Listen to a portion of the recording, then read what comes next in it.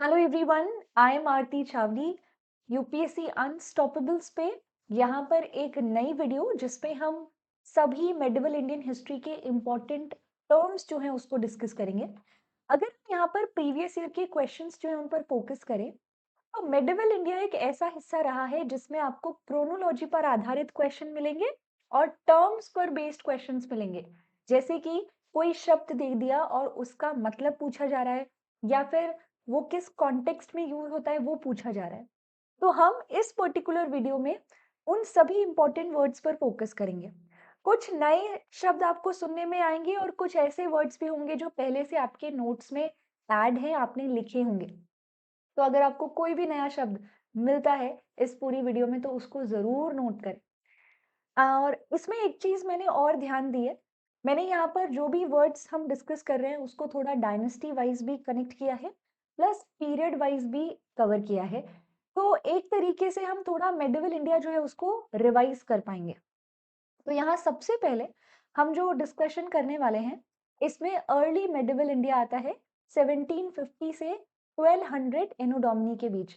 देखिए, आप ये बिल्कुल भी ना सोचें कि यहाँ पे सिर्फ राष्ट्रकूटास से जुड़े हुए वर्ड्स क्यों, पाल्स या गुर्जर प्रतिहारास से क्यों नहीं।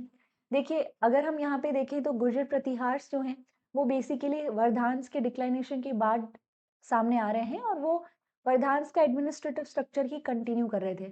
जिससे जुड़े हुए वर्ड्स हम वैसे भी एंशिएंट इंडिया में कवर करते हैं। तो बहुत ही ध्यान में चीज़ों को रखते हुए ये सारे के सारे शब्द जो हैं वो मैंने चुने हैं। इसमें बहुत सारे आपको नए वर्ड्स भी मिलने वाले हैं। तो चलिए स्टार्ट करते हैं। सबसे पहले यहाँ पे जब हम राष्ट्रकूटास की बात करते हैं तो राष्ट्रकूटास किस एरिया में रूल कर रहे हैं? First of all we need to understand that part. Rashtrakutas आपको दक्कन वाले हिस्से में प्रेजेंट डे महाराष्ट्र, कर्नाटका वाला जो पार्ट है वहां पर देखने को मिलेंगे। एंड तीन इंपॉर्टेंट पॉलिटिकल पावर्स जो अर्ली मेडिवल पीरियड में हमें भारत पर रूल करती हुई दिखती है, उनमें से राष्ट्रकूटास भी एक है। इसी तरह से नॉर्थ इंडिया में गुर्जर प्रतिहार थे, बंगाल वाले रीजन में आपको पाल देखने को मिलेंगे।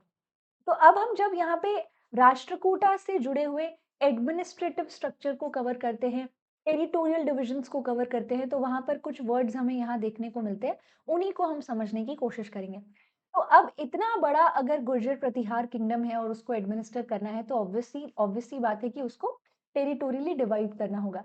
तो मान लीजिए ये एम्पायर है राष्ट्रकूटास का, इसको प्रोविंसीज में बांटा गया और उन्हीं प्रोविंसीज को यहाँ पे क्या कहा जा रहा है? राष्ट्र कहा जा रहा है। हर प्रोविंस के ऊपर आपको प्रोविंशियल हेड देखने को मिलेगा और उसे हम राष्ट्रपति कह रहे हैं। हर एक प्रोविंस यहाँ पर आगे चलकर डिस्ट्रिक्ट्स में बटा हुआ है और डिस्ट्रिक्ट्स के लिए जो वर्ड हम यहाँ यूज कर रहे हैं वो है विषय और उसका मुखिया, उसका हेड, डिस्ट्रिक्ट को कंट्रोल करने वाला जो हेड है वो विषयपति कहला रहा है। विषयपति डिवाइड किए गए हैं छोटे-छोटे ग्रुप्स में। ये जो ग्रुप्स यहाँ पर मैं बात कर रही हूँ, ये गाँव के ग्रुप्स हैं, मतलब 50 से 70 गाँव का एक ग्रुप बना दिया गया है। इस तरह के बहुत से ग्रुप्स आपको एक विषय यानी डिस्ट्रिक्ट के अंदर मिलेंगे। इन 50 से 70 गाँव के जो ग्रुप्स हैं, उनको भुक्ति कहा जा रहा है और उनका मुखिया भोगपति आपको देखने को मिलेगा। इंटरेस्टिंग बात ये है कि गुप्तास के समय में जो भुक्ति शब्द है उसका इस्तेमाल प्रोविंस के लिए किया जाता था, लेकिन राष्ट्रकूटास के टाइम में आपको यहाँ पर 50 से 70 गांव के एक ग्रुप को भुक्ति के लिए, भुक्ति वर्ड जो है इसके लिए यूज होता हुआ नजर आएगा। इसी तरह से सबसे छोटा यूनिट क्या होगा? विलेज यानी कि गांव। गांव जो है उसके लिए ग्राम शब्द काफी कॉमन है, लेकिन गांव के हेड को ग्राम महत्तारा या महत्तारा कहा जा रहा है। एक और वर्ड मैं यहाँ पर बताना चाहूंगी, दैट इज पट्टकिला, जो अभी थोड़ा सा याद आ गया मुझे। पट्टकिला इज ऑल्सो अ टर्म जो कि गांव के हेड के लिए यूज होती है। महत्तारा इज ऑल्सो अ टर्म जो कि गांव के मुखिया के लिए यूज होती है मेडिवल इंडिया में।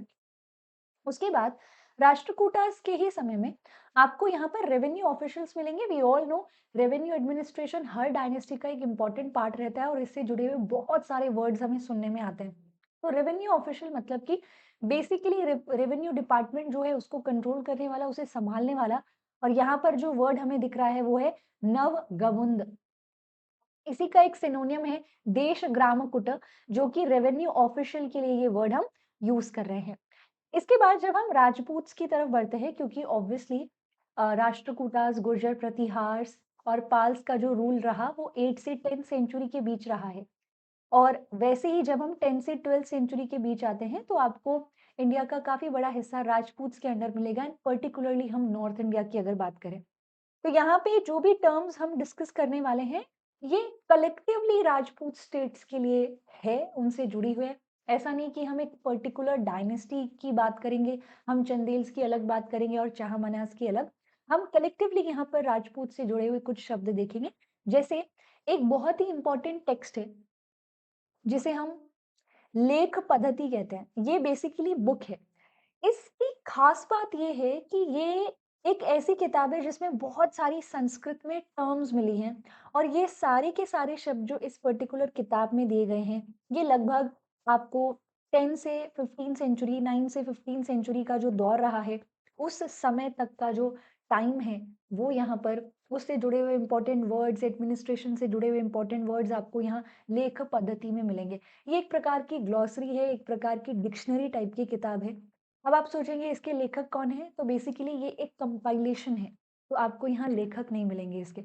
यहाँ पे जो टर्म्स हम पढ़ने वाले हैं राजपूत से जुड़ी हुई, वो इसी पर्टिकुलर टेक्स्ट के बेस पर पढ़ने वाले हैं। करनर्स, ये जो वर्ड यहाँ यूज किया जा रहा है, ये अलग-अलग प्रकार के डिपार्टमेंट्स के लिए यूज किया जा रहा है। तो आप यहाँ पे व्यय करना देखोगे, जो अकाउंट्स के डिपार्टमेंट के लिए है, अगेन रेवेन्यू एडमिनिस्ट्रेशन से कनेक्शन रखता है। व्यापार करना, नाम से पता चल रहा है व्यापार, व्यापार मतलब ट्रेड, तो ट्रेड से जुड़ा हुआ डिपार्टमेंट। फिर आता है मंडपिका करना। मंडपिका करना जो है, ये टैक्स कलेक्ट करने के लिए एक इंचार्ज है, मंडपिका करना। मंडलिका, यहाँ पे राजपूत के अंडर भी हमें फ्यूडल सिस्टम यानी कि सामंतवाद देखने को मिलेगा, जिसमें अपना जो एम्पायर है उसको छोटे छोटे फ्यूडल लैंड्स में बांटकर उसके ऊपर फ्यूडल लॉर्ड्स को अपॉइंट किया जाता है। यही फ्यूडल लॉर्ड्स एक तरह से मंडलेश्वर भी कहलाते हैं, सामंत भी कहलाते हैं, महामंडलेश्वर भी कहलाते हैं। और राजपूत के टाइम पर जो टर्म यहाँ पर यूज हो रही है वो है मंडलिका। थोड़ा-सा मैं इसके ऊपर चर्चा करना चाहूँगी। देखिए, फ्यूडल लॉर्ड्स बेसिकली क्या हैं? राजा अपनी सत्ता कायम करता है। मान लीजिए मेरा एक बड़ा किंगडम है, लेकिन मैं जानती हूँ कि मैं तब तक ही अपना रूल कंटिन्यू कर पाऊँगी जब तक इस किंगडम के बहुत ही प्रभावशाली इन्फ्लुएंशियल लोग जो हैं उनका सपोर्ट मुझे मिलेगा। मेरे किंगडम में कौन है वो इम्पोर्टेंट पर्सनैलिटीज़? वो बड़े ज़मींदार हैं, बहुत बड़े-बड़े मनी लेंडर्स हैं, बहुत बड़े मर्चेंट्स हैं। इनका सपोर्ट हासिल करने के लिए मैं इन्हें भी कुछ ऑफ़र करूँगी। तो मैं अपने किंगडम के कुछ ज़मीन के टुकड़े इन्हें दे देती हूँ फ्यूडल लैंड्स के रूप में। और ये ज़मींदार मनी लेंडर्स उस ज़मीन लैंड पीस ऑफ लैंड जो है फ्यूडल लॉन्ड लॉर्ड जो है उस जमीन के टुकड़े पर फ्यूडल लैंड के ऊपर एज फ्यूडल लॉर्ड यानी सामंत के रूप में अपॉइंट होंगे।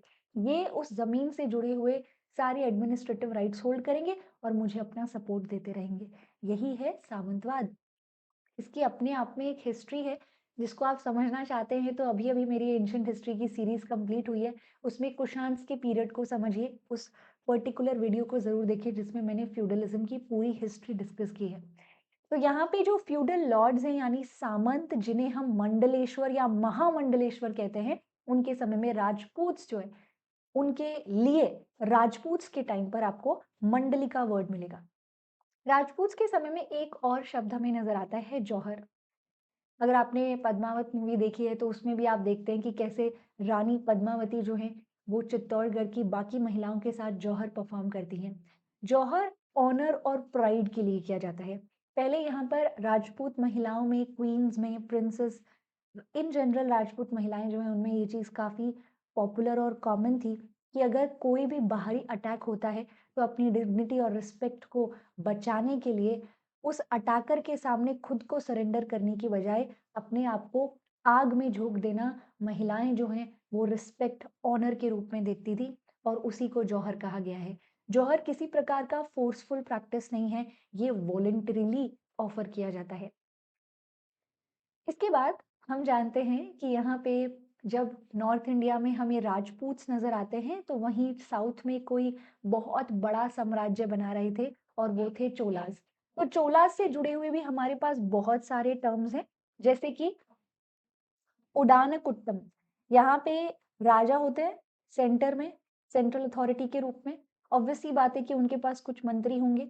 वो मंत्री जो होंगे वो राजा को असिस्ट करने का काम करेगा, एडवाइस देने का काम करेंगे और उन्हीं की मंत्रियों की जो परिषद है, काउंसिल ऑफ मिनिस्टर है, उन्हीं को हम ओडान कुट्टम कह रहे हैं।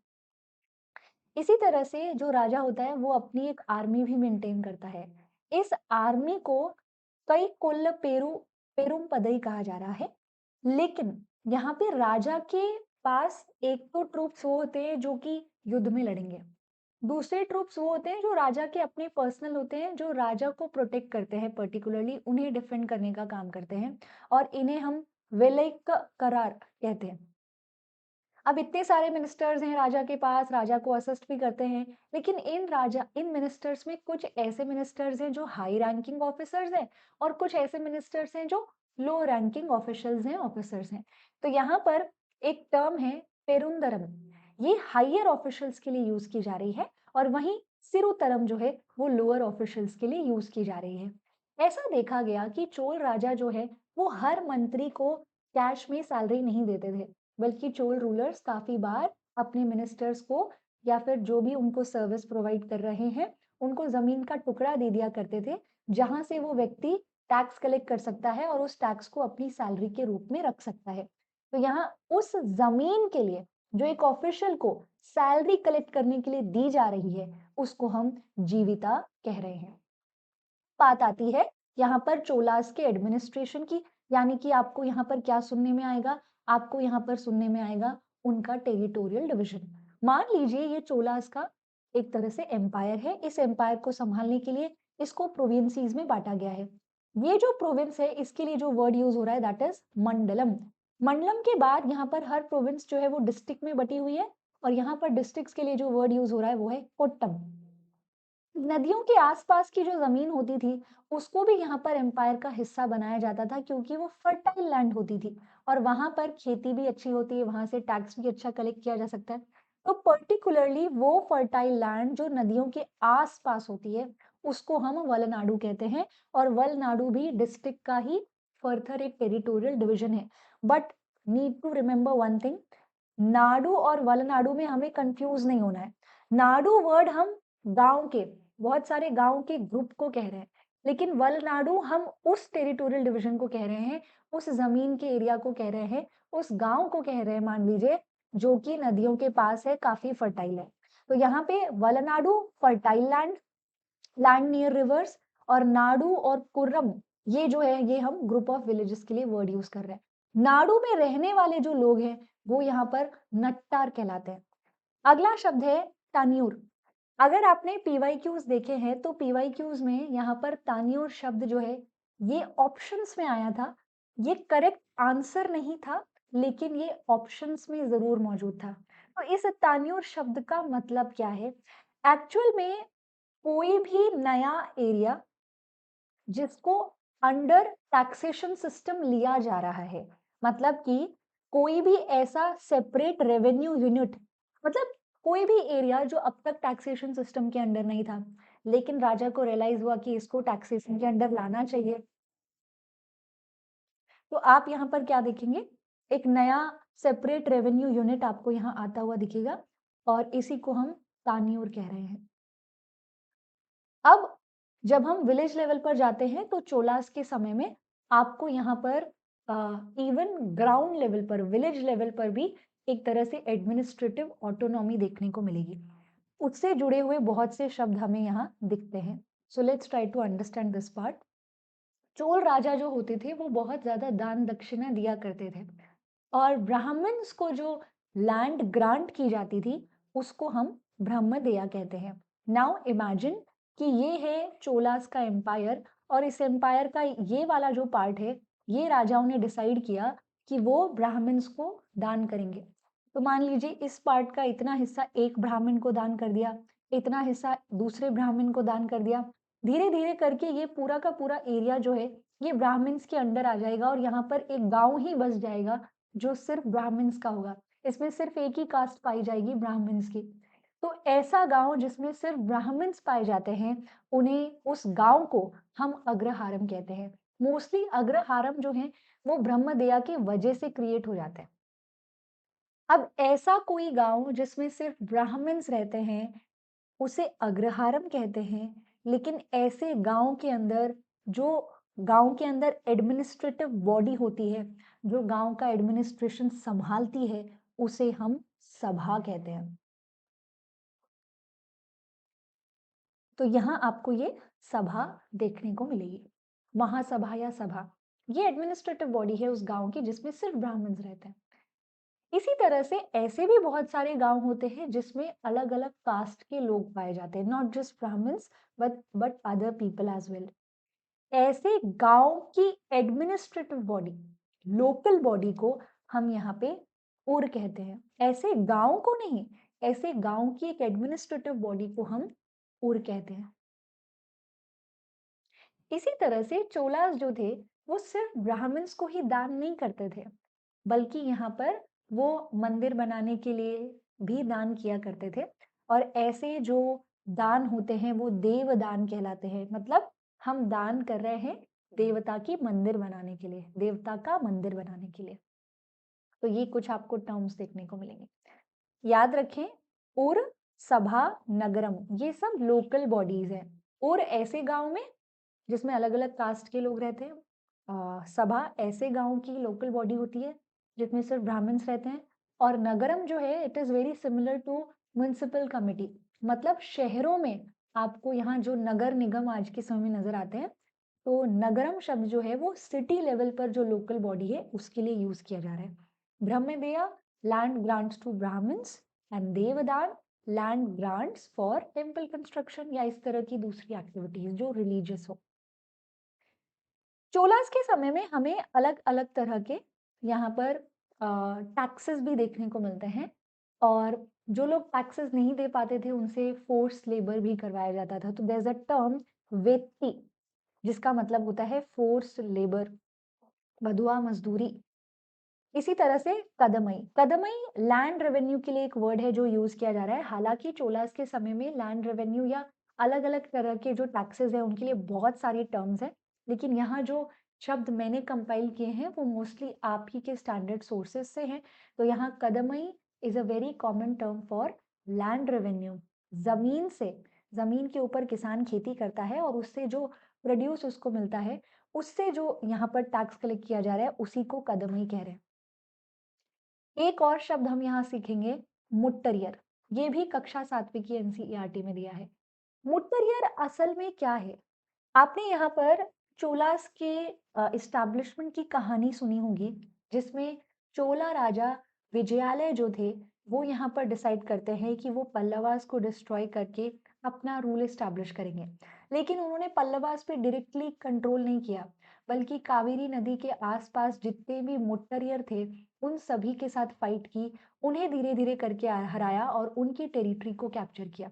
तो पहले अपने आप को मिनिस्टर्स के बीच, चीफ्स के बीच अपने आप को एक्सपैंड किया है। फिर पल्लवास जब बहुत कमजोर हो गए तो उन पर अटैक किया और उन्हें खत्म किया।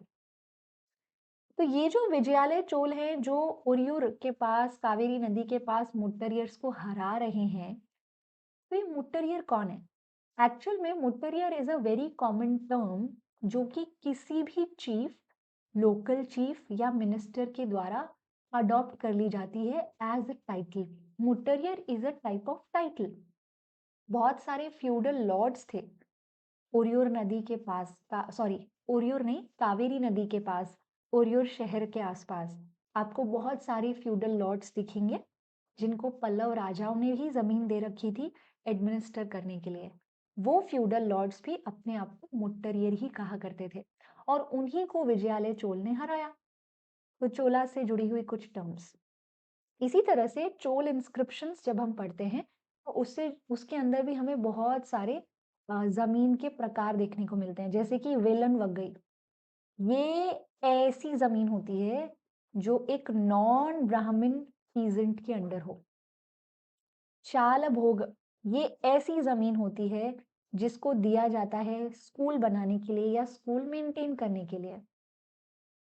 तिरुना मट्टुकनी, मैं तो कहूंगी तिरुना मट्टुकनी इज सिनोनियम टू देवदान। तिरुना मट्टुकन्नी और देवदान में कोई फर्क नहीं है। मंदिरों को दान की गई जमीनें, मंदिर बनाने के लिए दान की गई जमीनें। पलिच्छंदम, ये ऐसी लैंड्स हैं जो जैन इंस्टीट्यूशंस या मठ वगैरह बनाने के लिए दान की जाती थी। साउथ इंडियन रूलर्स ने जैनिज्म को भी पैट्रोनाइज किया है।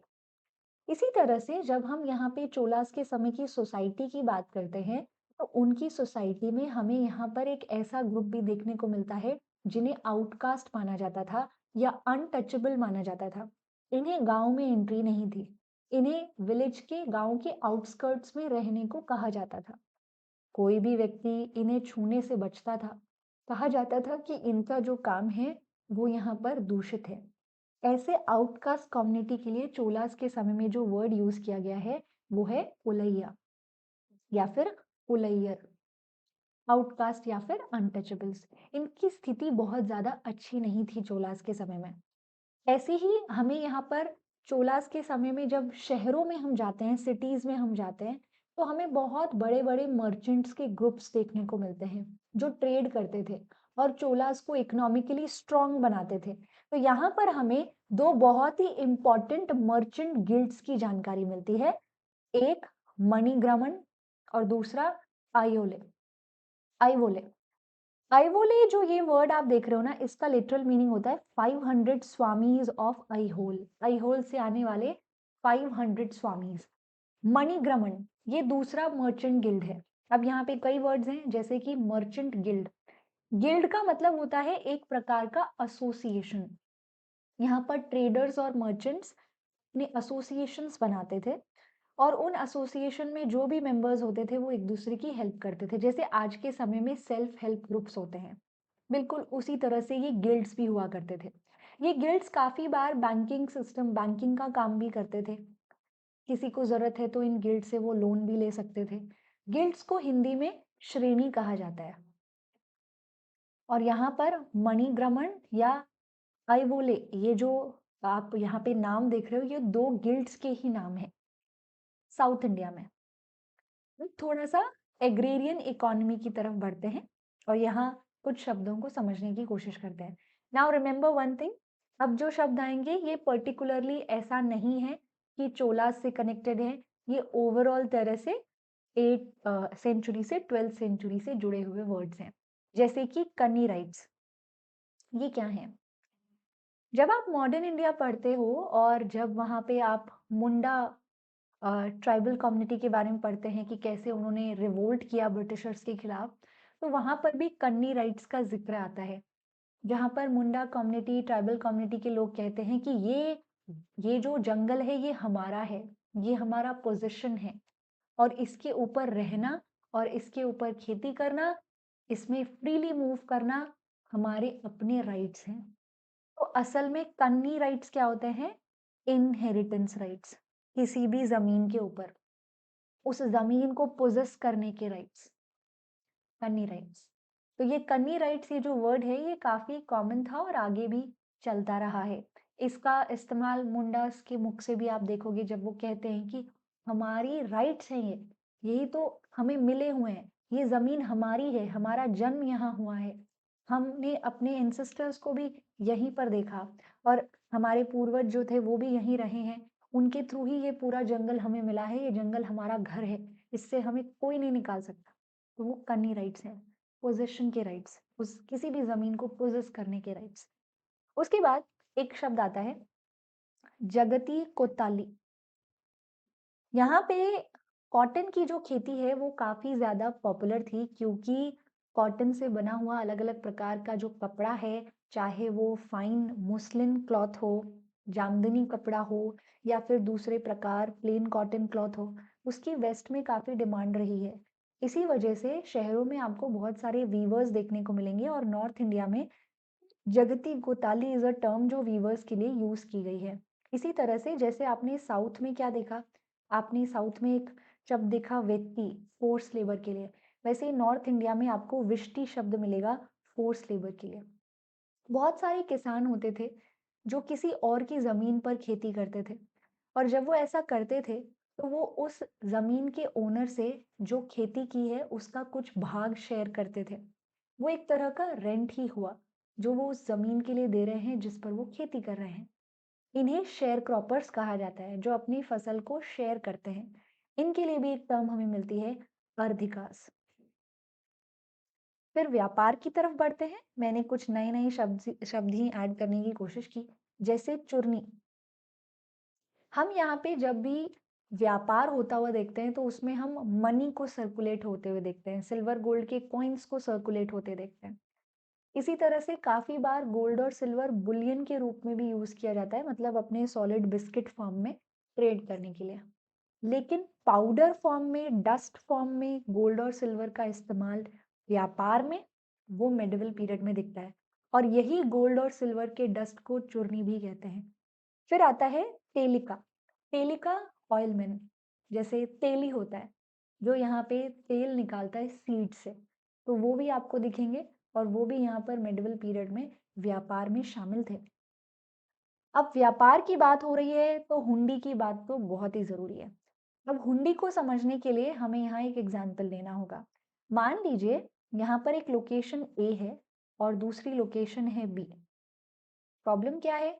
लोकेशन ए जो है वहाँ पर अलग डायनेस्टी रूल करती है, और लोकेशन बी जो है वो काफ़ी दूर है, उस पर कोई दूसरी डायनेस्टी रूल करती है। लोकेशन ए में अलग वेट के कॉइन्स यूज़ हो रहे हैं, सिल्वर गोल्ड के, और लोकेशन बी में कॉइन्स अलग यूज़ कर रहे हैं हो रहे हैं। अब अगर मुझे ए से सामान खरीद के बी पर बेचना है, तो मुझे यहाँ पर कोई तो चाहिए जिसकी मदद से मैं अपने कॉइन्स एक्सचेंज कर सकूं। और ये जो पूरी प्रोसेस है, यहीं पर कुछ एजेंट्स का रोल शुरू होता है, जिन्हें हम सराफ या मोदी कहते हैं। अब यहाँ पर जो लोकेशन ए है, यहाँ पर आपको एक सराफ मिलेगा। आप उसे कुछ रुपए दीजिए, मान लीजिए आप उसे 2000 रुपए देते हो। 2000 रुपए आपने दिए, अब ये सराफ क्या करता है, ये आपको एक बिल देगा, एक रिसीट देगा कि आपने उसको 2000 रुपए दिए हैं। ये जो रिसीट है, रिसीट बिल ऑफ एक्सचेंज है, इसी को हुंडी कहा जाता है। अब आप इस रिसीट को लेके जा सकते हो दूसरे किंगडम में, और इसी सराफ से कनेक्टेड दूसरा सराफ यहाँ पर आपको मिलेगा। आप इसे वो बिल दिखाइए, वो रिसीट दिखाइए, और वो व्यक्ति उस रिसीट को देखकर इस किंगडम में जो कॉइन्स यूज हो रहे हैं, जो अमाउंट आपने मान लीजिए 2000 रुपए यहाँ पे किए हैं, तो किंगडम बी में 2000 रुपए की वैल्यू के कॉइन्स वो दे देगा। जैसे आजकल भी होता है, आप दूसरे देश जाते हैं तो आप अपना पैसा एक्सचेंज करते हो ना, वैसे ही यहाँ भी हो रहा है। तो hundi is a bill of exchange, it is some receipt जो बताती है कि आपने एक सराफ को पैसा दिया। उसी रिसीट की सहायता से आप दूसरे सराफ को वो दिखा के अपना पैसा वापस भी ले सकते हो। तो यहाँ पे सराफ्स या मोदीज कौन है? ये मनी एक्सचेंजर्स हुआ करते थे मेडिवल पीरियड में। बहुत सारे मर्चेंट्स के ग्रुप्स आपको यहाँ पर देखने को मिलेंगे, ओसवाल्स, पल्लीवाली, त्रिमाली, मारवाड़ी, जैसे मारवाड़ रीजन राजस्थान से आने वाले मारवाड़ी ट्रेडर्स। इसी तरह से एक वर्ड मिलता है श्रेष्ठी। पीछे हमने एक शब्द सीखा था गिल्ड, यानी कि श्रेणी। इस श्रेणी का जो हेड होता है, उसी को हम यहाँ पर श्रेष्ठी बोलते हैं। ये वर्ड आपको दिखेगा। ऐसे ही ये जो ट्रेडर्स और मर्चेंट्स होते थे, जब ये ग्रुप में होते थे और इन्हें बहुत लंबा ट्रैवल करना होता था, मतलब इन्हें कारवां में चलना पड़ता था, जब बहुत बड़ा ग्रुप बना के, तो इस ग्रुप को पूरा रास्ते में लीड करने वाला सरथवाहा कहलाता है, कारवां का लीडर। काफी बार ऑन फुट मान लीजिए ट्रेडर्स मर्चेंट्स इकट्ठा होकर एक जगह से दूसरी जगह जा रहे हैं, तो इनको प्रॉपर सही रास्ते से ले जाना और सही ठिकाने तक पहुंचाना, वो कारवां का लीडर करेगा। ये पूरा कारवां, कारवां मतलब ग्रुप में मिलकर चलना। तो ग्रुप का जो लीडर है, मतलब सारे मर्चेंट्स अलग अलग जगह से आ रहे हैं और उन्हें एक जगह पर पहुंचना है, तो इस पूरे कारवां को लीड जो करेगा मूव करते वक्त, उसे सरथवाहा कहा जा रहा है। मान लीजिए ये किंगडम ए है और ये किंगडम बी है, तो बी से कोई व्यापारी आया, तो वो किंगडम ए में क्या कहलाता है? वो कहलाता है नंदेशी। नंदेशी इज अगेन अ टर्म जो ट्रेडर के लिए ही यूज होती है, लेकिन किसी दूसरे किंगडम से आए हुए ट्रेडर के लिए। जब हम समाज की बात करते हैं, तो मिडाइवल पीरियड में पेपर जो है वो कैसे बनता है, उसकी टेक्निक आ गई थी। बहुत सारी मैन्युस्क्रिप्ट्स लिखी जा रही थी। तो समाज में जो कयास्त होते हैं, जो राइटर्स होते हैं, जो स्क्राइब्स होते हैं, जिनको लिखना पढ़ना आता है, उनकी बहुत ज़्यादा इम्पोर्टेंस बढ़ गई थी। तो आपको इस समय में कयास्त काफ़ी एक्टिव दिखेंगे। वहीं जब हम अनटचेबल्स की बात करते हैं, तो नॉर्थ इंडिया में चांडाल्स, डूम या फिर अंत्यज, ये टर्म्स अनटचेबल्स के लिए यूज़ होती थी। इन्हें जो फोर फोल्ड सिस्टम था, यानी कि ब्राह्मण, क्षत्रिय, वैश्य, शूद्र, ये जो पूरा सिस्टम था 4 वर्णों का, उससे भी अलग माना जाता था और इन्हें अलग-थलग ही रखा जाता था। जैसा हमने पीछे देखा साउथ इंडिया में, बिल्कुल उसी प्रकार से। इसी तरह से मेडाइवल पीरियड में प्रोस्टिट्यूट सिस्टम जो है वो भी चलता था और उन प्रोस्टिट्यूट की क्लास को गणिक कहा जाता था। अब थोड़ा आगे बढ़ेंगे, थोड़ा रिवीजन भी हमने कर लिया। ये लगभग 8 से 12 सेंचुरी का हमने थोड़ा पीरियड देखा और उससे जुड़े हुए कुछ इंपॉर्टेंट शब्दों को देखा। अब यहाँ जैसे ही हम आगे बढ़ते हैं तो हम देखते हैं लगभग 12 से 1500, मतलब यहाँ पे एक तरह से मैं 13th सेंचुरी से 15 सेंचुरी तक का जो समय है वो यहाँ कवर करूंगी और यहाँ आपको दिल्ली सल्तनत से जुड़ी हुई बहुत सारी टर्म्स देखने को मिलेगी, बहुत सारे शब्द हैं बल्कि। तो इसको हम एक एक करके समझेंगे और आप देख ही रहे हो कि हम सिर्फ वर्ड नहीं पढ़ रहे हैं, हम यहाँ पर उससे जुड़ी हुई जानकारी को रिवाइज भी कर रहे हैं। तो सबसे पहले यहाँ पर जो शब्द आता है वो है गाजी।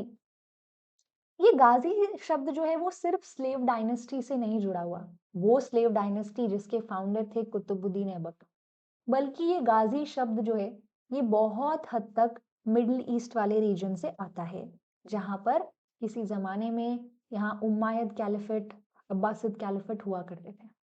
गाजी किसी भी ऐसे सिपाही को कहा जाता है जो युद्ध लड़ने को तैयार हो जाए इस्लाम के प्रोटेक्शन और प्रोपागेशन के लिए।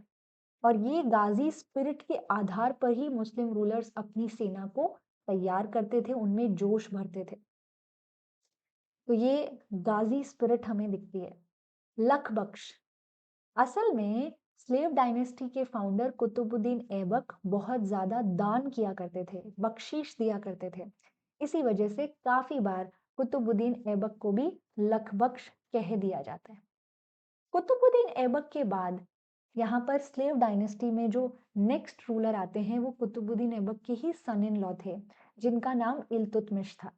इल्तुतमिश ने यहाँ पर बहुत सारे मिनिस्टर्स जो हैं उनमें से कुछ मिनिस्टर्स को चुनकर अपना एक ग्रुप बनाया जो कि द 40 कहलाता है। 40 मंत्रियों का ये ग्रुप था। इसी द 40 40 मंत्रियों के ग्रुप को तुर्काने चहलगानी भी कहते हैं। इसमें तुर्की यानी कि टर्किश मिनिस्टर्स थे बहुत सारे। इल्तुतमिश वो राजा रहे हैं जिन्हें अब्बासिद कैलिफेट के खलीफा के द्वारा एज रूलर रिकग्नाइजेशन मिली है। और ये जो रिकग्नाइजेशन लेटर इल्तुतमिश को मिला था, आया था, इसी रिकग्नाइजेशन लेटर को मंसूर भी कहा जाता है। धीरे धीरे करके इल्तुतमिश ने अपना एम्पायर एक्सपैंड किया और इस एम्पायर को चलाने के लिए बहुत ज्यादा जरूरत हो गई इसे टेरिटोरियली डिवाइड करने की। तो यहाँ पर हम देखते हैं कि कैसे इल्तुतमिश अपनी दिल्ली सल्तनत को प्रोविंसीज में बांटते हैं और उन्हीं प्रोविंसीज को कहा जा रहा है इक्ता। और उन प्रोविंसीज का जो हेड होगा, गवर्नर होगा, उसको हम कहते हैं इक्तादर। ये थोड़ा यहाँ पे गलत हो गया है, एक्चुअल में इक्तादर को मुक्ति और वल्ली भी कहा जाता है। मतलब इक्ता तो जमीन है, लेकिन उस जमीन को जो गवर्न कर रहा है वो कहलाता है इक्तादर, मुक्ति या फिर वल्ली। ये इक्तादर इस इक्ता यानी पीस ऑफ लैंड से जुड़े हुए सब राइट्स होल्ड करता है, एडमिनिस्ट्रेटिव राइट्स, प्लस वो रेवेन्यू कलेक्शन का भी काम संभालता है और वो प्रोविंशियल लेवल पर आर्मी यूनिट भी मेंटेन करता है, लॉ एंड ऑर्डर संभालता है, right. Iltutmish was also someone जिन्होंने भारत में अरबिक कॉइन्स को इंट्रोड्यूस किया। उनके सिल्वर के कॉइन्स टका कहलाते थे और कॉपर के कॉइन्स जितल। इसी तरह से स्लेव डायनेस्टी भारत में नॉन मुस्लिम से एक रिलीजियस टैक्स कलेक्ट करती थी जिसे हम जिजिया कहते हैं। ये टैक्स नॉन मुस्लिम से कलेक्ट किया जाता है अगर वो किसी मुस्लिम राजा के किंगडम में या मुस्लिम राजा की प्रोटेक्शन में रह रहे हैं। तो ये जिजिया टैक्स रिलीजियस टैक्स था। लेकिन इसमें एक्सेप्शंस भी थे। ये बच्चों से कलेक्ट नहीं किया जाता था। ये विडो महिलाओं से भी कलेक्ट नहीं किया जाता था अगर वो नॉन मुस्लिम है। और वो ये टैक्स उन सिपाहियों से भी कलेक्ट नहीं किया जाता था जो नॉन मुस्लिम हैं लेकिन मुस्लिम रूलर की आर्मी में सर्व कर रहे हैं। फिर इल्तुतमिश के बाद रज़िया का पीरियड आता है और इन जनरल हमें बहुत टर्म्स उस समय नहीं दिखती, वर्ड्स, ओके। रज़िया सुल्तान के बाद उनके भाइयों ने कुछ समय रूल किया बट उनके भाई जो थे वो बहुत ज़्यादा काबिल नहीं थे। इसी वजह से उनके भाइयों के मंत्रियों के बीच में से ही एक पर्सनैलिटी बाहर निकल कर आती है और वो है बलबन। बलबन आए और बलबन ने यहाँ पर सब ब्लड एंड आयरन की पॉलिसी फॉलो करना शुरू कर दिया। बलबन खुद मंत्रियों के बीच से आए थे तो उन्हें लगा कि इन मंत्रियों को ही दबाना पड़ेगा क्योंकि ये तो मुझे बिल्कुल जीने नहीं देंगे। इसी वजह से बलबन ने बहुत सारे नए-नए रूल्स भी इंट्रोड्यूस किए, जैसे कि सिजदा या पायबोस। ये एक्चुअल में क्या है? सिजदा का मतलब होता है कोई भी मिनिस्टर जब राजा के दरबार में आएगा, तो वो ऐसे झुककर सलाम करेगा राजा को। और पाइवोस का मतलब होता है कोई भी मंत्री जब राजा के दरबार में कोर्ट में आएगा तो वो राजा की फीट यानी कि उसके जो पैर हैं उन्हें किस करेगा। इस तरह से बलबन जो है वो सुल्तान और मिनिस्टर्स के बीच में एक प्रॉपर गैप क्रिएट करने की कोशिश कर रहे थे। बलबन एक तरह का लैंड टैक्स कलेक्ट करते थे जिसे हम खरज कहते हैं। बलबन ने भारत में पर्शियन न्यू ईयर फेस्टिवल भी इंट्रोड्यूस किया जिसे हम नवरोज कहते हैं। बर्बन बलबन जो थे वो प्रॉपर स्पाई मेंटेन करते थे क्योंकि उन्हें हमेशा अपने तख्तापलट का डर रहता था और इन्हीं स्पाइस को हम बरीद कहते हैं। बलबन ने सोचा कि हम मिलिट्री तो मेंटेन करते हैं लेकिन मिलिट्री को संभालने के लिए एक अलग से मिलिट्री डिपार्टमेंट की भी बहुत ज़्यादा ज़रूरत है और इसीलिए बलबन ने अलग से मिलिट्री डिपार्टमेंट शुरू किया जिसे हम दीवाने अर्ज कहते हैं। दीवाने अर्ज मिलिट्री डिपार्टमेंट है तो मिलिट्री डिपार्टमेंट का कोई ना कोई हेड भी होगा और उसी हेड को हम कहते हैं अर्ज़-ए मुमालिक। बलबन को हमेशा से पता था कि अगर मैं अपने आप को डिवाइन दिखाऊंगा तो प्रजा ज्यादा आसानी से मुझे एक्सेप्ट कर पाएगी और ये चीज तो दुनिया भर में ही की गई है। राजाओं ने हमेशा अपनी पावर को डिवाइन ओरिजिन का क्लेम करके ही दिखाई है। तो यहाँ बलबन अपने आप को जीले इलाही कहते हैं। जीले इलाही का मतलब होता है शेडो ऑफ गॉड, न कि सिर्फ। सो यहाँ पे जो आप शब्द देख रहे हैं, अ, ज़ीले इलाही, ये ज़ीले इलाही यानी कि शैडो ऑफ गॉड जो है, ये बलबन ने ही सिर्फ़ अपने आप को नहीं कहा, बल्कि बलबन के बाद आने वाली जो खिलजी डायनेस्टी थी, उसके राजा अलाउद्दीन खिलजी ने भी खुद को ज़ीले इलाही ही कहा है। अलाउद्दीन खिलजी जो थे, उन्होंने अपने समय में बहुत सारे रिफ़ॉर्म्स लाए, जैसे उनमें मिलिट्री रिफ़ॉर्म्स भी शामिल थे। मिलिट्री रिफ़ॉर्म्स में अलाउद्दीन खिलजी ने सोचा कि क्यों ना मेरे जितने भी सिपाही हैं, उनका एक डिस्क्रिप्टिव रोल मैं मेंटेन रखूं और इसी तरह से यहाँ पर हुलिया या चेहरा वो मेंटेन करते थे। सिपाहियों का डिस्क्रिप्टिव रोल है ये, यानी कि बेसिकली हर एक सिपाही जो है उसकी एक प्रॉपर जानकारी यहाँ पर वो मेंटेन कर रहे हैं। कौन सिपाही कितना बेहतर है, घुड़सवारी में अच्छा है या तीर धनुष अच्छा चलाता है, वो सारी जानकारी अलाउद्दीन खिलजी रखते हैं। प्लस वो अपनी तरफ से भी एक डिस्क्रिप्टिव रोल देते हैं। उस डिस्क्रिप्टिव रोल में हर सिपाही को पूरे दिन में क्या करना चाहिए, क्या नहीं, वो भी दिया जा रहा है सिपाहियों को। उसी को हम हुलिया या चेहरा कह रहे हैं। इसी तरह से अलाउद्दीन खिलजी को पता था कि एक तरीके से सेना में कैवलरी जो है यानी घुड़सवार सेना जो है उसका बहुत अहमियत होती है, बहुत अहम रोल होता है बैटलफील्ड्स में भी क्योंकि घोड़ा सैनिक को स्पीड देता है। इसी वजह से आप क्या देखोगे, इसी वजह से अच्छे ब्रांडेड हॉर्सेस सिपाहियों को मिले, इसलिए दाग सिस्टम की भी शुरुआत की गई।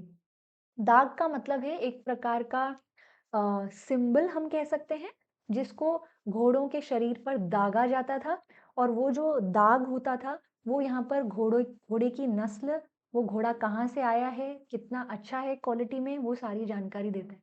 जैसे आप आजकल के प्रोडक्ट्स में ब्रांडिंग देखते हो, बिल्कुल उसी तरह से हॉर्सेस की ब्रांडिंग को दाग सिस्टम कहा जा रहा है।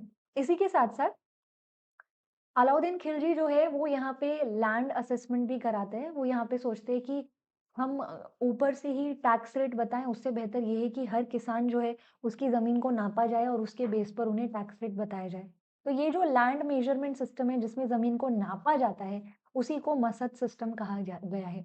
लैंड रेवेन्यू की बात हो रही है तो यहाँ पर एक टर्म मिलता है वफ़ाए बिस्वा। वाफा शब्द जो है इसका मतलब होता है प्रोड्यूस, यील्ड, जितना फसल उगी। बिस्वा शब्द जो है इसका मतलब होता है 1 बीघा ज़मीन का 1/20th पार्ट। मतलब ये कितना टैक्स हो गया?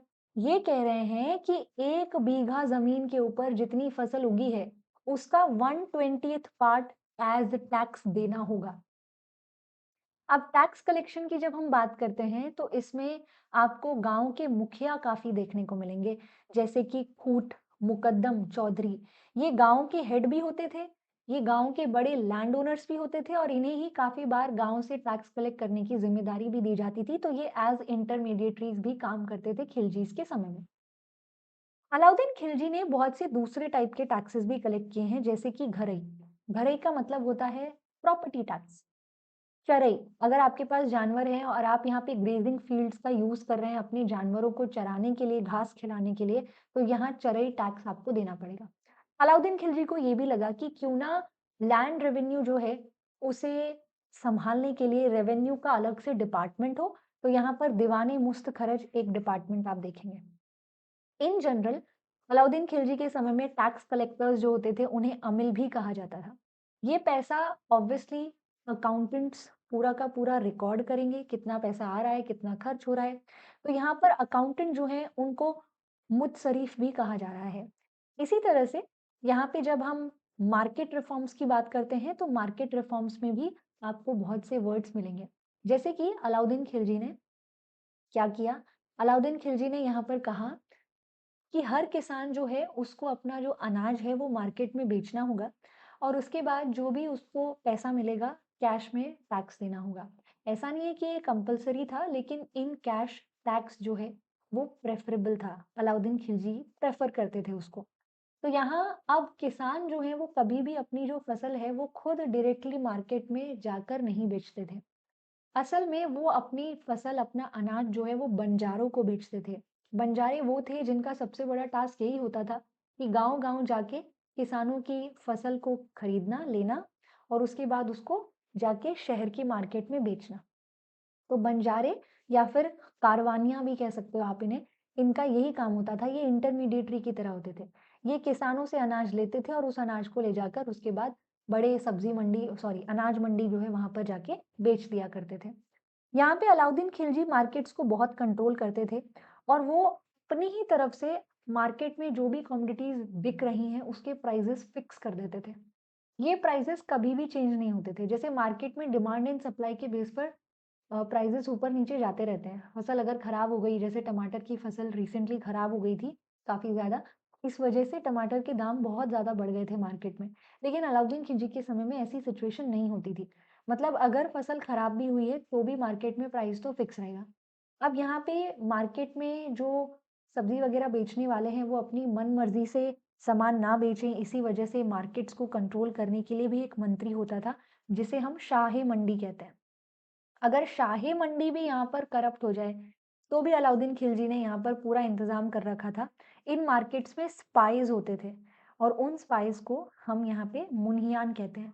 ये सारी सीक्रेट जानकारी अलाउद्दीन खिलजी को लाकर देते थे। अलाउद्दीन खिलजी ने मार्केट को एक साथ नहीं रखा, मार्केट्स को बाँट दिया। अनाज मंडी अलग होगी, क्लॉथ मार्केट अलग होगी, जानवर, स्लेव्स वगैरह बेचने के लिए मार्केट अलग होगी। तो यहाँ पे क्लॉथ मार्केट मार्केट के लिए जो वर्ड यूज़ किया जा रहा है वो है सराय अदिल। वैसे यहाँ पे जो सराय शब्द आप देख रहे हो, सराय गेस्ट हाउस को कहते हैं। अब सराय अदिल गेस्ट हाउस का क्लॉथ मार्केट से क्या कनेक्शन है? द पॉइंट इज़ पहले सराय बनाए जाते थे, ट्रैवलर्स के ठहरने के लिए गेस्ट हाउसेस जहाँ पे फ्री फूड वगैरह सब मिलता था, रहने को, सोने को जगह। धीरे-धीरे इन गेस्ट हाउसेस के आसपास लोग बसने लग गए क्योंकि गेस्ट हाउसेस के आसपास काफ़ी ट्रेडर्स, मर्चेंट्स रुकते थे। तो यहाँ पर मान लीजिए गेस्ट हाउस के बाहर चाय की दुकान लगा ली, तो ऐसे करके काम मिल जाता था। इसलिए गेस्ट हाउसेस के आसपास लोग बसने लगे और इन्हीं के आसपास धीरे-धीरे करके शहर बनते चले गए, टाउन्स बनते चले गए। और इन्हीं टाउन्स के बीचों-बीच नुक्कड़ में वो गेस्ट हाउस होता था और उसके आसपास बहुत मार्केट लगती थी। इसीलिए यहाँ पर आप क्लॉथ मार्केट जो है उसके लिए सराय अदिल शब्द देख सकते हो। अब यहाँ मार्केट्स को भी प्रॉपर्ली कंट्रोल करने के लिए रेवेन्यू की ही तरह एक डिपार्टमेंट लाया जा रहा है, दीवाने रियासत। अलाउद्दीन खिलजी का मानना था कि शरीयत लॉ बुक में लिखी गई जो बातें हैं वो तो मुस्लिम्स फॉलो करें ही, लेकिन कुछ ऐसे रूल्स एंड रेगुलेशंस भी होने चाहिए जो मुस्लिम्स और नॉन मुस्लिम्स दोनों पर लागू हो। और वो रूल्स एंड रेगुलेशंस एक सुल्तान बनाएगा, एक राजा बनाएगा। तो अलाउद्दीन खिलजी जवाबित जवाबित बेसिकली वो रूल्स एंड रेगुलेशंस होते हैं जो राजा बनाता है शरीयत लॉज के अलावा। और ये सेक्युलर सेक्युलर रेगुलेशंस होते हैं, ये रिलीजियस नहीं होते, ये सब पर लागू होते हैं। तो अलाउद्दीन खिलजी ज़वाबित भी इशू करते थे। अलाउद्दीन खिलजी के टाइम पर और इवन मुगल्स के समय में भी आपको यहाँ पर लैंड्स के 3 टाइप्स मिलेंगे। किस तरह से वहाँ से टैक्स कलेक्ट हो रहा है और उस टैक्स का कैसे इस्तेमाल हो रहा है, उसके बेस पर यहाँ 3 टाइप की आपको लैंड्स मिलती है, खलीसा, जागीर और इनाम। खलीसा लैंड वो लैंड होती है जहाँ से जो टैक्स कलेक्ट होता है, उस अमाउंट को राजा अपने पर्सनल यूज़ के लिए यूज़ कर रहा है, पर्सनल खर्चे के लिए यूज़ कर रहा है। जबकि जागीर लैंड्स जो हैं, ये टैक्सेबल लैंड्स होती हैं, लेकिन इस पे से कलेक्ट होने वाला जो टैक्स है, वो प्रजा के लिए इस्तेमाल होता है, आर्मी वगैरह मेंटेन करने के लिए इस्तेमाल होता है। इनाम लैंड्स टैक्स फ्री लैंड होती है, यहाँ से कोई टैक्स कलेक्ट नहीं होता। तो जागीर लैंड्स के ऊपर जागीरदार होते हैं, जो टैक्स कलेक्ट करके राजा को देते हैं। खलीसा लैंड्स के ऊपर जागीरदार नहीं होते। खलीसा लैंड से जो टैक्स है वो डायरेक्टली राजा कलेक्ट करता है और अपना खर्चा पानी उसमें से निकालता है, पर्सनल एक्सपेंडिचर। तो ये भी आपको टाइप ऑफ लैंड्स मिलेंगे। खिलजीज के डिक्लाइनेशन के बाद तुगलक्स आए। तुगलक से जुड़े हुए भी काफी वर्ड्स हैं हमारे पास, जैसे कि वफाए फरमानी। वाफा शब्द तो हम जानते ही हैं, इसका मतलब यील्ड है। तो वफाए फरमानी क्या है? फरमान का मतलब क्या होता है? फरमान का मतलब होता है रॉयल ऑर्डर। यानी तुगलक वो डायनेस्टी रही है जिनके समय में, एंड पर्टिकुलरली अगर मैं कहूँ तो Firoz Shah Tughlaq was the one जिन्होंने ये कहानी स्टार्ट की थी कि वो अपने तरफ से ही यहाँ पर पहले ही डिक्लेयर कर देंगे कि कितना यील्ड यानी कि कितना अनाज प्रोड्यूस होना चाहिए इस साल।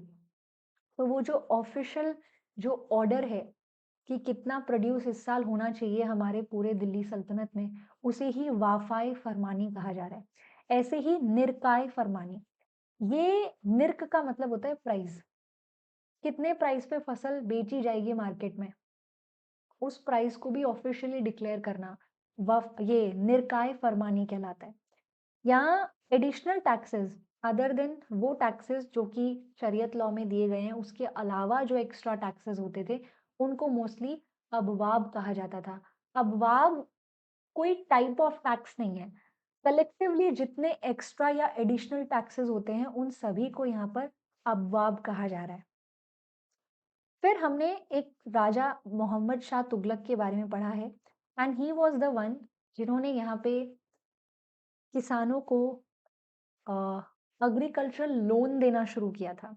और ये जो एग्रीकल्चरल लोन है, जिसकी मदद से किसान अच्छे बीज वगैरह खरीद सकते हैं, अच्छी इरिगेशन फैसिलिटीज अपने आसपास कुएं वगैरह बनवा सकते हैं।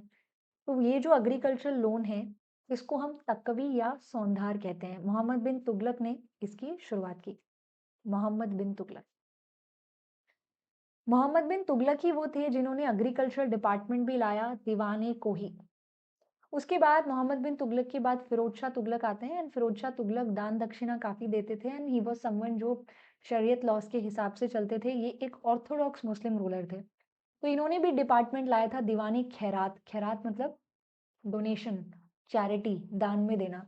तो ये डिपार्टमेंट बेसिकली ऑर्फन्स और विडो महिलाओं को टेक केयर करते थे, मतलब उनकी देखभाल करते थे। यहाँ पे फिरोज शाह तुगलक ने बहुत सारे अबवाब यानी एडिशनल टैक्सेस को डिसकंटिन्यू भी किया था, और बहुत से टैक्सेस जो शरीयत लॉ बुक में दिए गए थे उन्हें लागू भी किया था।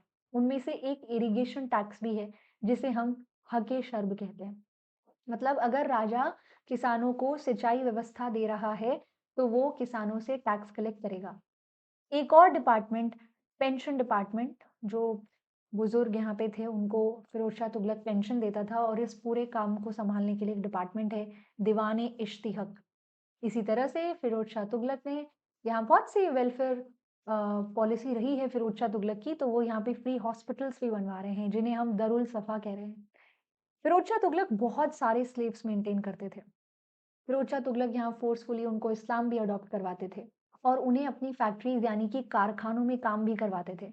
इन स्लेव्स को मेंटेन करने के लिए भी यहाँ एक डिपार्टमेंट आ रहा है, दीवाने बंदगान। यहाँ पे बंदगान शब्द का मतलब ही स्लेव होता है। प्रिजनर्स ऑफ वॉर, किसी राजा के साथ युद्ध लड़ा, उस राजा के सिपाहियों को पकड़ लिया और उन्हें प्रिजनर्स ऑफ वॉर की तरह ट्रीट किया जा रहा है और फिर उन्हें स्लेव्स की तरह ट्रीट किया जा रहा है। तो काफी बार प्रिजनर्स ऑफ वॉर जो है वो भी बंदगान यानी स्लेव्स के रूप में फिरोज शाह तुगलक के टाइम पे होते थे। अब फिरोज शाह तुगलक ने यहाँ पे बहुत सारी इरिगेशन फैसिलिटीज अपने किसानों को प्रोवाइड की है। यहाँ पर बहुत से कैनाल्स बनवाए हैं जिसकी मदद से नदियों का जो पानी है वो आसपास के खेतों तक पहुंच सके। यहाँ पर रजब व उल्ग खानी, ये दो एक्चुअल में फेमस कैनाल्स हैं जो कि यमुना नदी के पानी को लगभग हिसार तक पहुंचाने का काम करते हैं। Hisar is in present day Haryana. तो यमुना नदी का जो पानी है वो इस कैनाल की मदद से शहर हिसार शहर तक पहुंचाया जाता था। And let me tell you one thing, आज भी हरियाणा वाले रीजन में रजबवा तो एक कैनाल है, एक हम कह सकते हैं नहर है, लेकिन आज भी हरियाणा में इन जनरल भी किसी भी प्रकार की जो नहर है उसको रिजवाहा कहते हैं। तो वो रिजवाहा शब्द रजबवाह से आता है। फिरोज शाह तुगलक के समय में आर्किटेक्चर की फील्ड में भी काफी काम हुआ है, लेकिन फिलहाल हम उस एरिया पर फोकस नहीं कर रहे हैं। बट देर इज समथिंग जो कि हम यहाँ एज एग्जाम्पल ले सकते हैं और वो है तस आए घड़ियाल। ये एक्चुअल में वाटर क्लॉक है जो फिरोज शाह तुगलक में देखी गई है। इसमें क्या होता है, एक बड़ा सा वाटर का टैंक बनाया जाता है। इस टैंक के अंदर पानी होता है और इसमें एक बोल होता है, उस बोल में छेद करके छोड़ दिया जाता है। ये लोहे का बोल होता है। इस टैंक का जो बेस है वो भी थोड़ा लोहे का बनाया जाता है। तो अब धीरे धीरे करके इसके अंदर पानी भरता रहेगा कुछ रेट से, और एक समय के बाद ये बोल जो है डूब जाएगा और जाके ये नीचे बेस से टकराएगा और एक साउंड होगा। यहाँ पर कोई खड़ा होगा जो कि इस साउंड के ऊपर नजर रख रहा है कान खोल के। जैसे ही वो साउंड उसको सुनाई देता है, साइड में एक बड़ा सा बेल होगा जिसको वो बजाएगा और इस तरीके से पूरा दिन जो था उसको टाइम्स में कैलकुलेट किया जाता था। मतलब इसकी मदद से यहाँ पर पूरे दिन का जो समय है वो बांटा हुआ था।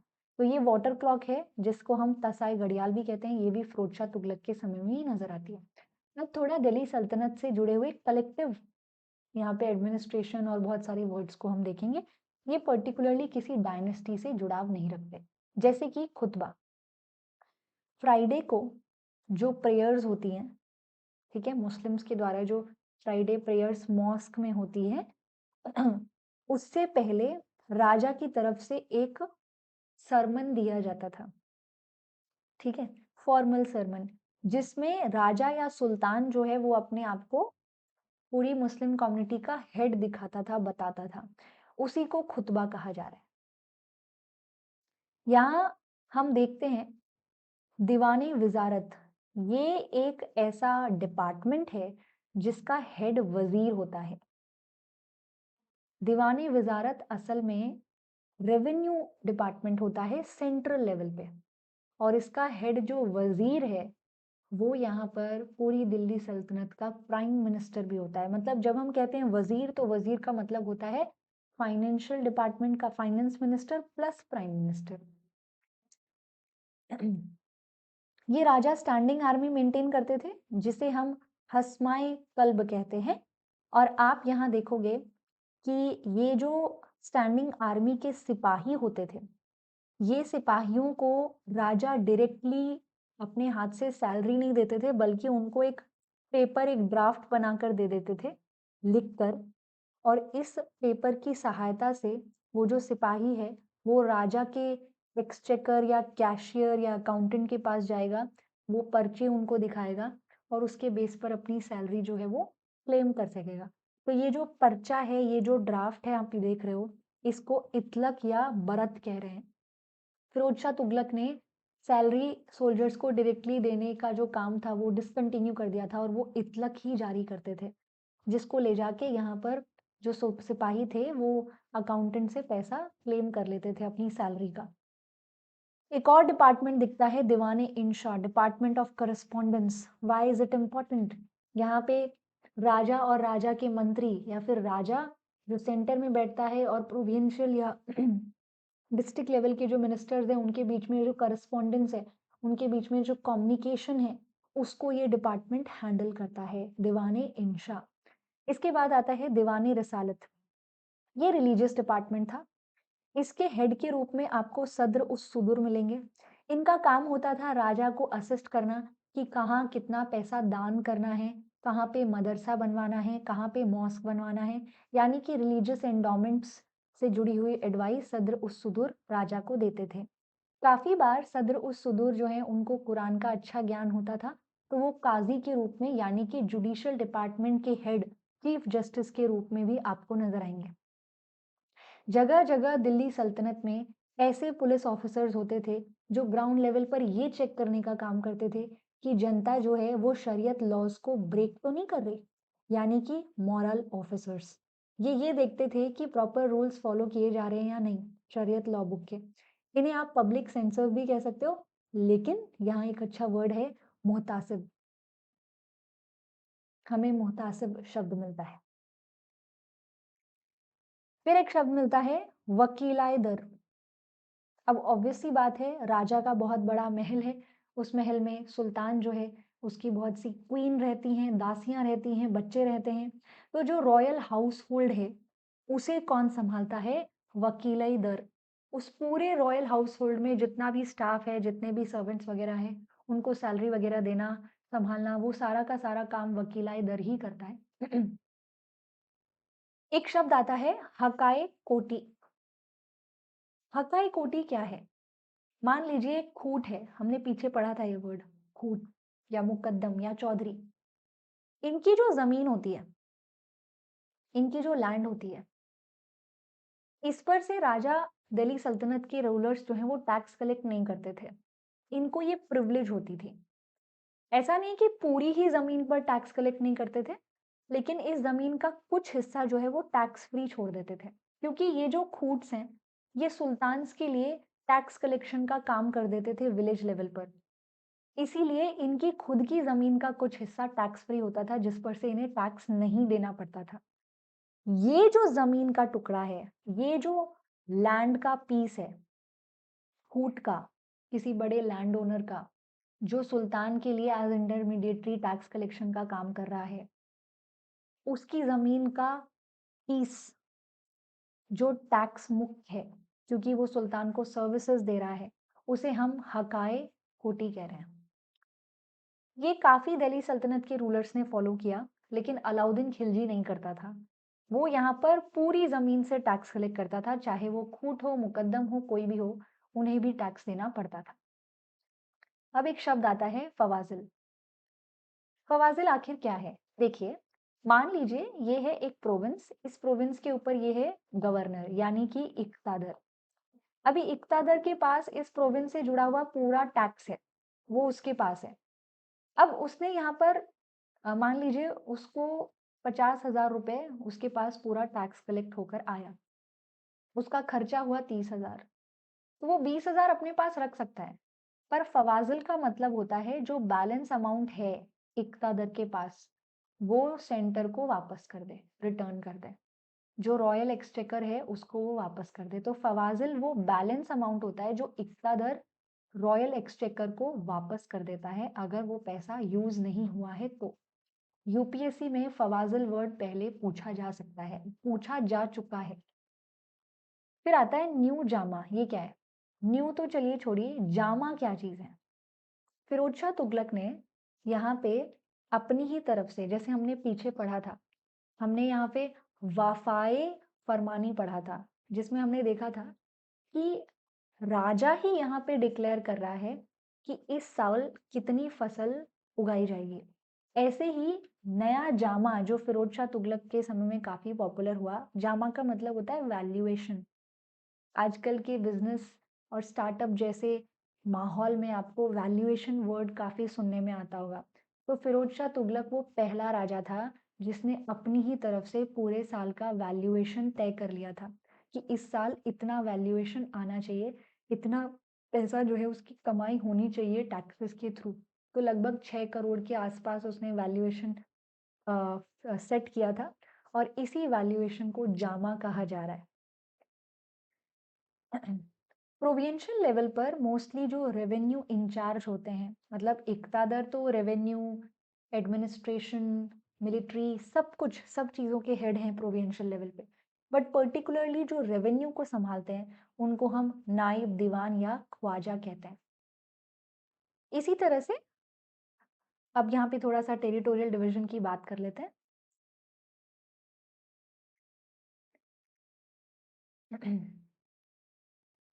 ये है आपका दिल्ली सल्तनत का एम्पायर। इसको बांटा जा रहा है प्रोविंस में।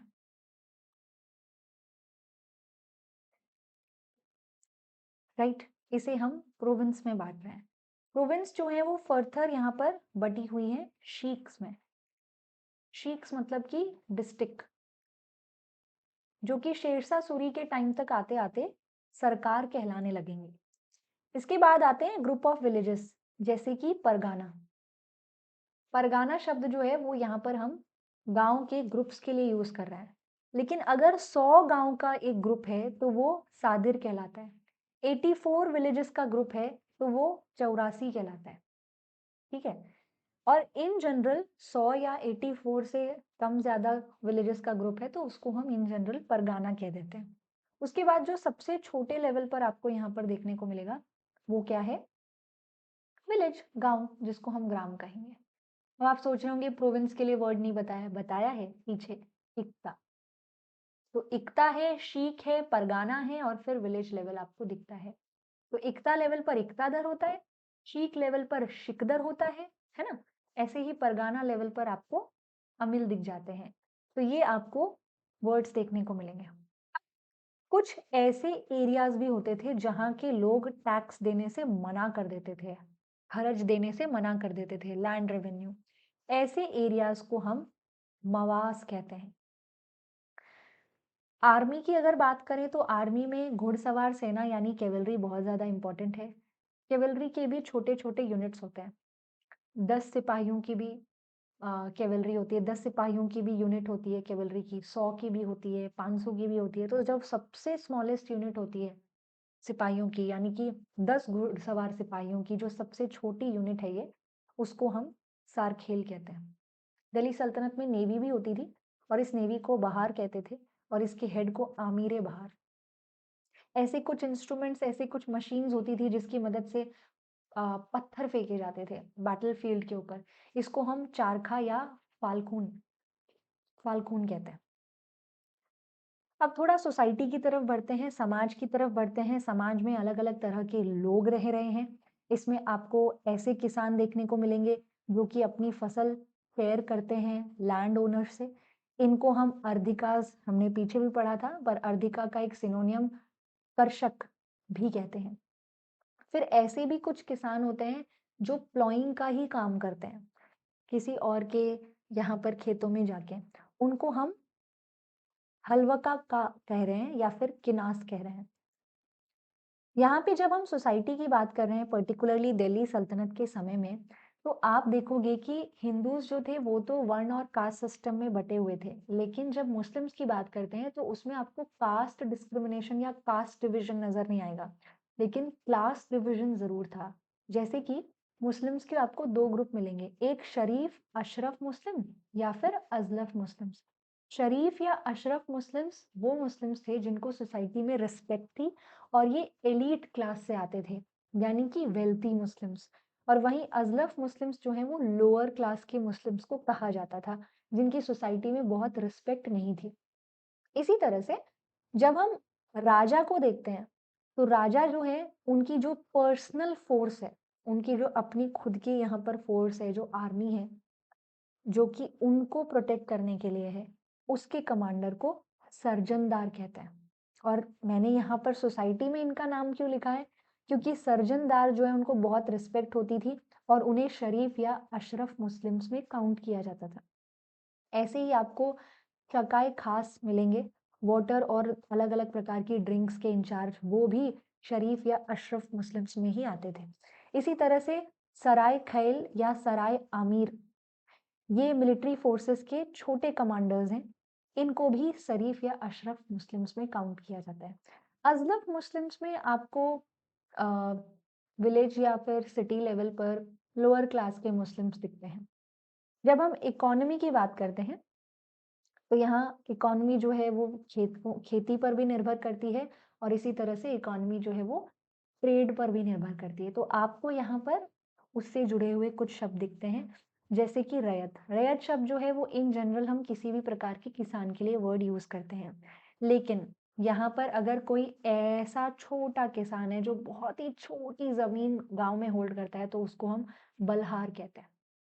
अब इकोनॉमी इस पे एग्रेरियन इकोनॉमी की अगर हम पर्टिकुलरली बात करें, तो दिल्ली सल्तनत के समय में हमें एक व्हील आती हुई देखने को मिलती है। ये व्हील जो है ये पर्शियन व्हील कहलाती है। और ये जो पर्शियन व्हील है, इस पर्शियन व्हील को हम यहाँ पे साकिया कहते हैं। अब मैं चाहती हूँ कि आप इस पार्ट पे थोड़ा-सा अच्छे से ध्यान दें।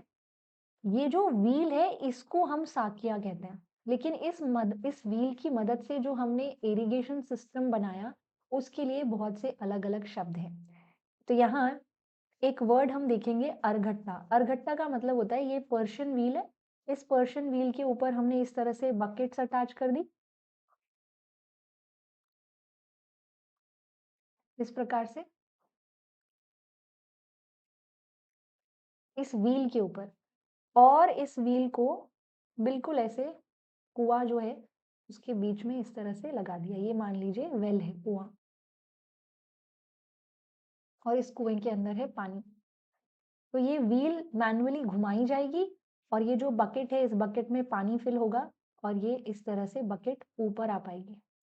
तो कुएँ से पानी इसकी मदद से निकाला जा सकता है। ये है अरगट्टा। इस पूरे मैकेनिज़्म को अरगट्टा कहते हैं। लेकिन अगर मैं यहाँ पर कुछ चेंजेस लेकर आऊँ,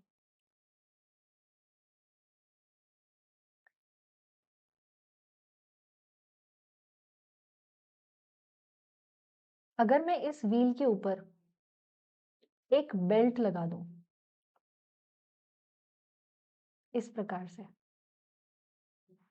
और इस बेल्ट के ऊपर ऐसे बकेट्स लगाऊँ, अगर कुएँ का पानी बहुत नीचे है, तो हम इस बेल्ट के ऊपर भी ऐसे बकेट्स जो हैं वो अटैच कर सकते हैं। और कुएँ का जो पानी है, ये कुआँ है और इसका वेल जो है इसका पानी काफ़ी नीचे है, तो काफ़ी डीप जो पानी है, उसको भी इसकी मदद से निकाला जा सकता है। अब ये अरगट्टा नहीं कहलाएगा, अब ये कहलाता है घाटी यंत्र। तो पर्शियन व्हील यानी कि साकिया की मदद से हमने अरगट्टा वो मैकेनिज़्म भी बनाया, और जब हम इस व्हील पे बेल्ट लगा देते हैं, ऑब्वियस सी बात है कि ये जो आप यहाँ पे व्हील देख रहे हो ये ऐसे घूमेगी, उसी के साथ-साथ ये बेल्ट भी घूमेगी और ये पानी जो बकेट में है ये फिल हो जाएगा यहाँ पे। इसको हम घाटी यंत्र कहते हैं। घाटी यंत्र, अरगट्टा, ये पर्शियन व्हील की मदद से ही क्या कह सकते हैं हम, अ, हो पाया। मतलब ये एक तरह से अगर ये पर्शियन व्हील नहीं आती दिल्ली सल्तनत के टाइम पे, तो इस तरीके से अरगट्टा या घाटी यंत्र इस प्रकार का मैकेनिज़्म बनाना जो है, वो पॉसिबल नहीं होता। ठीक है, पॉसिबल ही ये पर्शियन व्हील की वजह से हुआ है। तो इससे पहले, इस सिस्टम के आने से पहले क्या होता था? पुली, यहाँ पे कुआँ है, इसमें एक पुली लगा दी, इस तरह से छोटी-सी व्हील, इसकी सहायता से एक रस्सी जो है, उसको ऐसे नीचे डाल दिया, बकेट बाँधकर, और पानी खींचा जा रहा है। तो इसको हम, पुली को हम चरखी कहते हैं, और इसकी मदद से ये जो पूरा मैकेनिज़्म बनाया है, इसको हम चारासा कहते हैं। तो इरिगेशन से जुड़ा हुआ काफ़ी टेक्नोलॉजिकल डेवलपमेंट इस समय में हम होता हुआ देखते हैं दिल्ली सल्तनत के टाइम पे।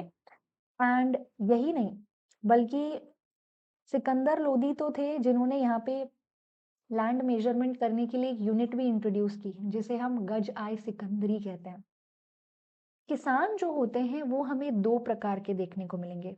एक वो जो अपनी ज़मीन होल्ड करते हैं और अपनी ही ज़मीन पर खेती करते हैं, या फिर इसको दूसरी तरह से भी डिफाइन किया जाता है कि एक ऐसे किसान जो जिस गाँव में खेती कर रहे हैं, उसी गाँव में उनकी अपनी ज़मीन भी है, उसी गाँव के रहने वाले हैं।